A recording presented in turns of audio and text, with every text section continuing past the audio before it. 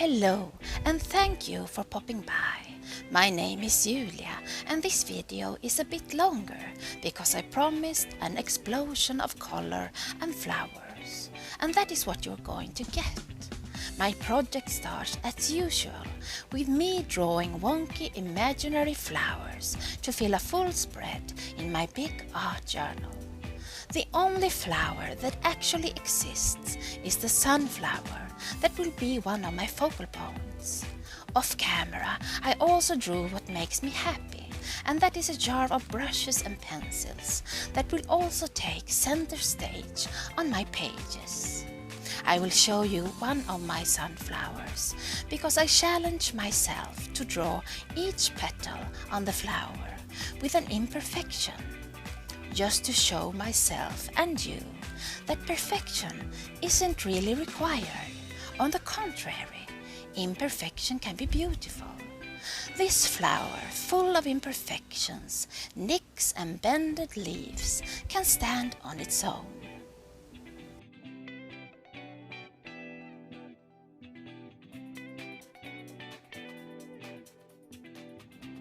To give my project's background some texture, I found this beautiful book on secondhand. If you see anything other than paint or inks here, you can assume it's secondhand. The pages are thin and the writing is beautiful, which make them perfect for my background. If you can't bear to slaughter a book like me, you can copy or print out pages. The gesso and the paints in the background are all from Dina Wakley, and here are all the flowers and cutouts ready for this summer page. I'm gluing down my cutout pages with multi-matte medium, but I'm sure most mediums work.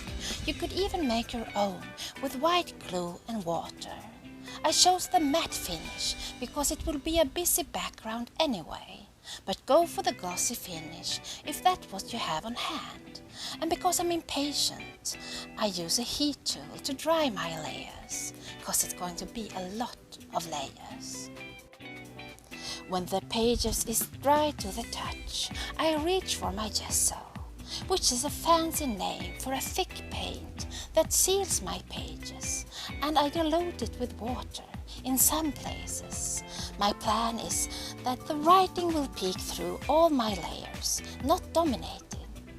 I use a brush in the beginning, but quickly change to the best tool available, my fingers, and as usual I used a plastic sheet as a palette. When it's time for color, I use my new Dina Wakley paints that my siblings gave for me for my birthday. They are thick acrylic paints, and I dilute them with water and alternate between using my fingers and a baby wipe, another underestimated tool, as it helps me to move the color very easily, back and forth between the greens to achieve a blend I'm happy with. I do the same with the blue colors, starting with a light shade and move to the darker, blending and moving the paint until I'm satisfied and still see the writing peeking through here and there.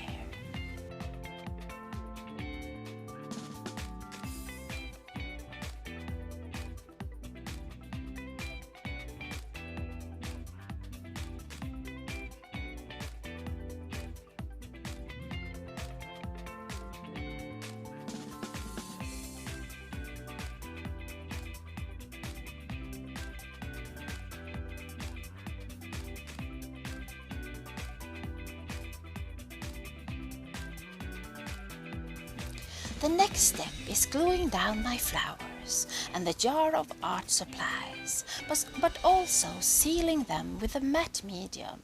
At this point, I run the risk of the matte medium to smudge my black lines, but I'm not really bothered.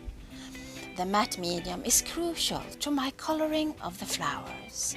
I use my big brush markers that I got from my mother for my birthday, and they contain Indian ink, which works best on non-porous surfaces.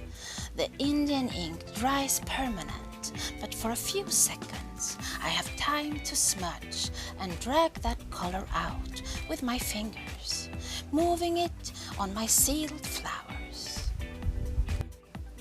I start with the lightest yellow marker, putting down colors and smudging it with my fingers. I'm going from light yellow to orange and red and even brown to get the color and depth I want. I use the same technique on the other flowers, but different color combinations, putting down and smudging with my fingers.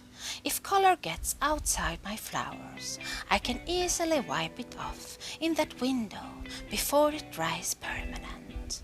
And I'm wiping off my fingers on a baby wipe between colors. I don't care if some of the details get lost on my flowers, though I can easily doodle them in the end.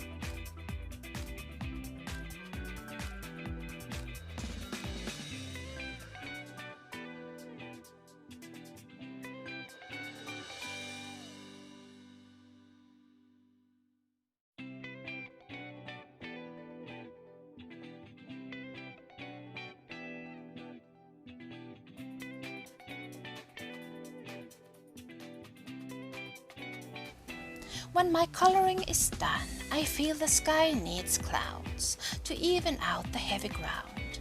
So I draw some easy cloud shapes, cut them out, and also cut out smaller cloud shapes from those beautiful pages with writing on to add interest and texture. Before I glue the clouds down, I must do what I always do, trace them with faux stitching, because I'm me.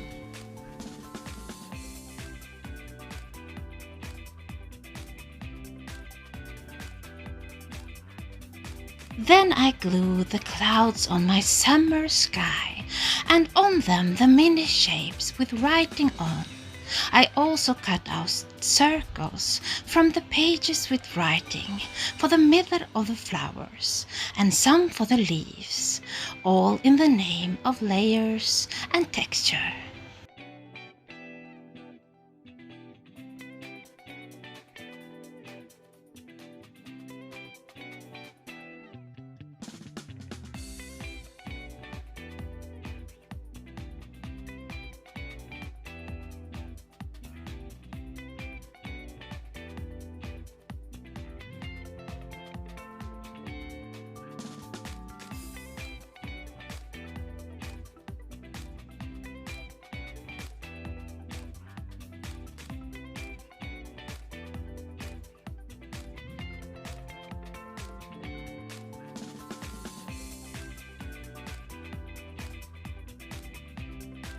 For my message, I use this die-cut alphabet and cut my words in black cardstock. To make my words straight, I use this wonderful tool, the T-ruler, that most people discovered before me, and glue down the two words that is directed at myself. Just breathe. Then I decide that the clouds aren't light enough, so I use a Faber-Castell gelato in white that I scribble on the clouds, not being neat, and drag the color out with those perfect tools called fingers.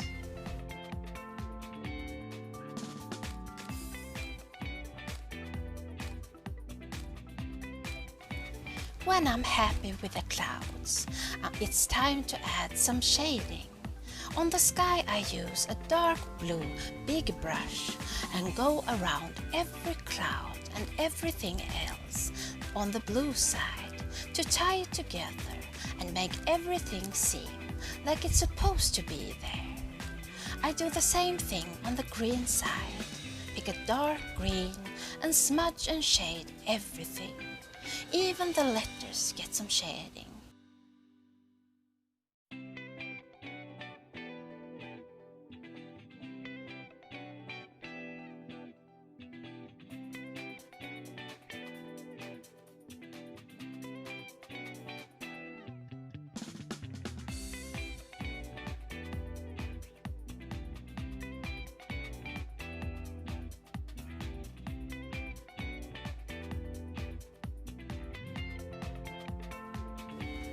And why would I stop there when I could use a white pen to add highlights to everything?